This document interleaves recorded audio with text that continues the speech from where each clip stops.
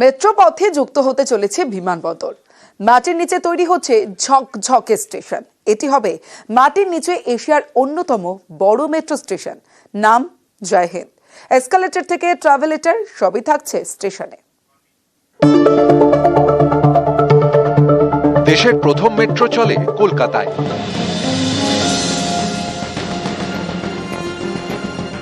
সেই মেট্রো সম্প্রসারণের কাজ চলছে। শীঘ্রই মেট্রো পথে যুক্ত হতে চলেছে কলকাতা বিমানবন্দর। জোর কদমে স্টেশন তৈরির কাজ চলছে।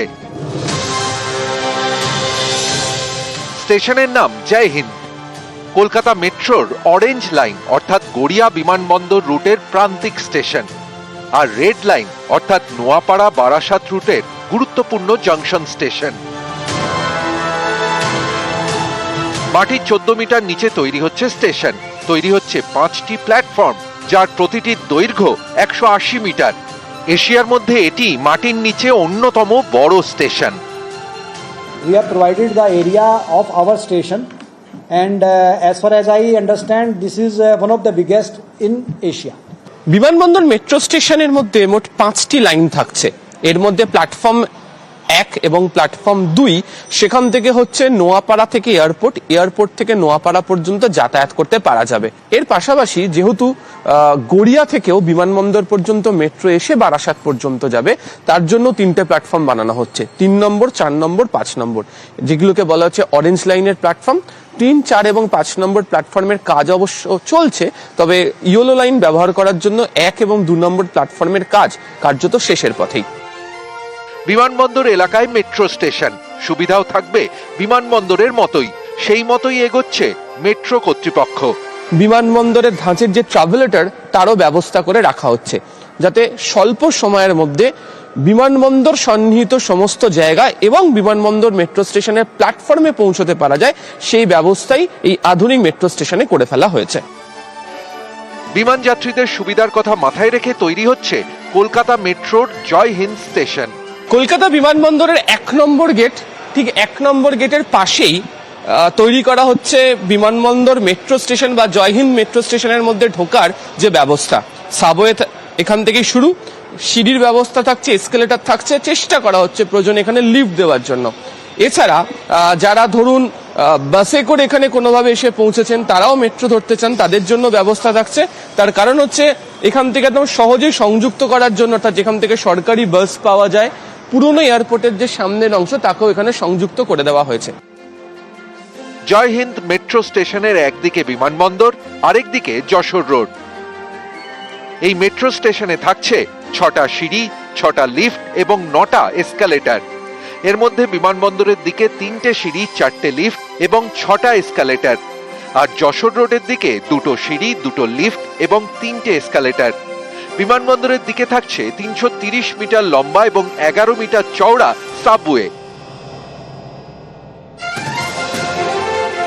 আর যশোর রোডের দিকে সাবওয়ে 270 মিটার লম্বা আর চওড়ায় 13 মিটার। এর সাবওয়ে তৈরি করার ক্ষেত্রে বিশেষ নজর দেওয়া হয়েছে। এই যে রাস্তাটি, এটা একদম সোজা চলে যাবে হচ্ছে যশোর রোড পর্যন্ত, সেখানে বিমানবন্দরের 5 নম্বর গেটও তৈরি করা হয়েছে। এর সঙ্গে সঙ্গে এই সাবওয়েকেও সংযুক্ত করে দেওয়া হচ্ছে অপর একটি 4 নম্বর বলে গেট দিয়ে, যেটা কলকাতা বিমানবন্দরের মধ্যে যে পুলিশ বারাক রয়েছে সেখানের সঙ্গে সংযুক্ত করে দেওয়া থাকছে। ফলে বিভিন্ন দিক থেকে প্রচুর সংখ্যক মানুষজনও এই চওড়া সাবওয়ে দিয়ে হেঁটে যাতায়াত করতে পারবেন। মাটির নিচে বিরাট মেট্রো স্টেশন। এখানে মাটির নিচেই তৈরি হবে 48 মিটার চওড়া রেল ইয়ার্ড, থাকবে 5টি লাইন। ইতিমধ্যেই দমদম থেকে নোয়াপাড়া হয়ে দমদম ক্যান্টনমেন্ট মেট্রো স্টেশন পর্যন্ত commissioner of railway safety metro চলাচলের অনুমতি দিয়েই দিয়েছে। বিমানবন্দর পর্যন্ত মেট্রো চালানোর জন্য অনুমতি মে মাস নাগাদ চলে আসবে আশাবাদী মেট্রো কর্তৃপক্ষ।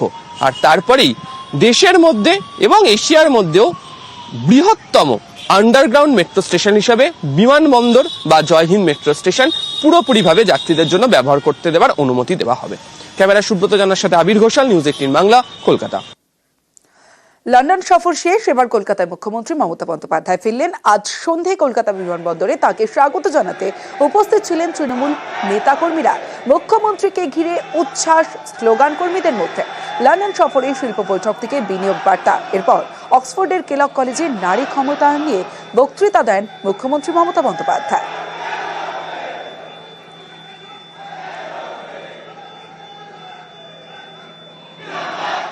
তীব্র গরমে নাজেহাল দক্ষিণবঙ্গ। এবার প্রাথমিক স্কুলে সময় বদলের ভাবনা। জেলা প্রাথমিক শিক্ষা সংসদের চেয়ারম্যানদের মতামত চাইল পর্ষদ। সরাসরি চলে যাব, সোমরাজ বন্দ্যোপাধ্যায় রয়েছে আমার সঙ্গে। সোমরাজ, তাহলে কি মর্নিং এ আনার চিন্তা ভাবনা করছে পর্ষদ?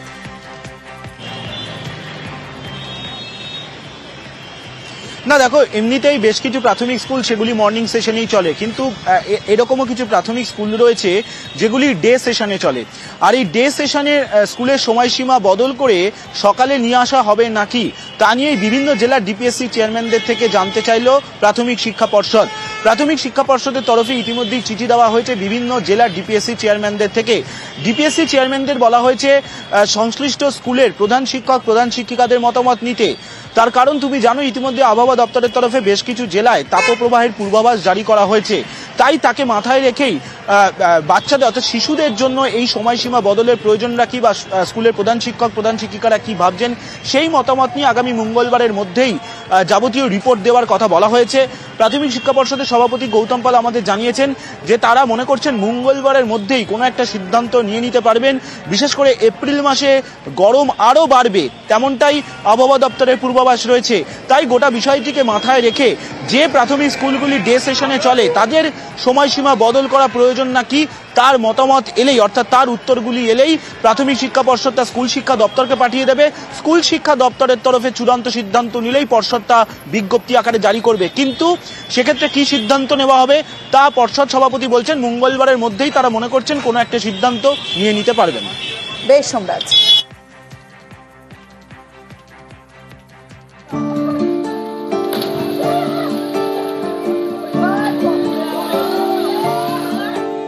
ঘর থেকে বাইরে তাকালে চকচক করছে, বাইরে বেরোলেই ঘেমে নিয়ে একসা।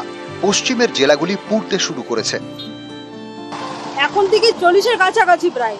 আগামী দিনে যদি আরো 45-46 ছাড়িয়ে যায় মানুষ বাঁচবে কি করে? স্কার্ফ নিয়ে বেরোতে হচ্ছে বাড়ি থেকে, তারপরে মুখের রুমাল নিয়ে বেরোতে হচ্ছে, মানে দুপুরে পরে বেরোনোই যাচ্ছে না। বাচ্চাদের কষ্ট প্রচন্ড বেশি।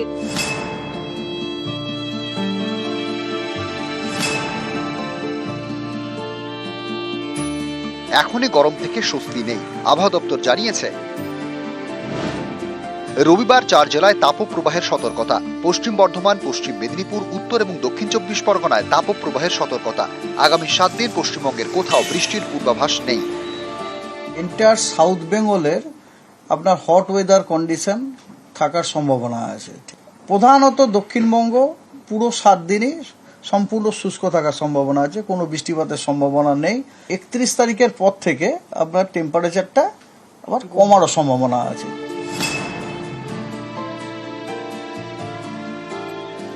শুক্রবারই গরম 40 পেরিয়েছে বাঁকুড়া ঝাড়গ্রামে। শনিবারও ছবিটা বদলায়নি।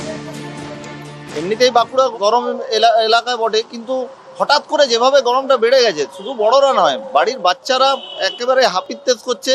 একটু আধটু বৃষ্টির জন্য অপেক্ষায় রয়েছি, ভিতরটা একদম শুকিয়ে যাচ্ছে এটা ভেবেই যে এখনো সামনে এতটা বড় গ্রীষ্মকালটা বাকি রয়েছে। রবিবার পশ্চিম বর্ধমানে তাপপ্রবাহের সতর্কতা রয়েছে। গরম থেকে বাঁচতে দামোদরের চাঁদনি ঘাটে উপচে পড়া ভিড়। দামোদরে ডুব দিয়ে গরম থেকে রেহাই পাওয়ার চেষ্টা। আজকে অনেক গরম, আমার সব বন্ধুরা মিলে এখানে এনজয় করতেছে পুরে। গরমের দিনে এখানে সুকুন পাওয়া যায় ঠান্ডা ঠান্ডা করে। চরম গরমে লস্যিতে স্বস্তির চুমুক।